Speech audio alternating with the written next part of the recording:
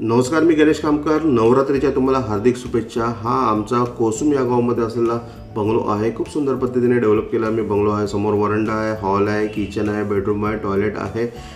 2 bedroom, hall, kitchen असा हा बंगलोचं स्वरूप आहे. इथे 2 टॉयलेट बाथरूम आहे. एक ह्याला मास्टर बेड आहे आणि एक ह्याला कॉमनमध्ये असं टॉयलेट बाथरूम आहे.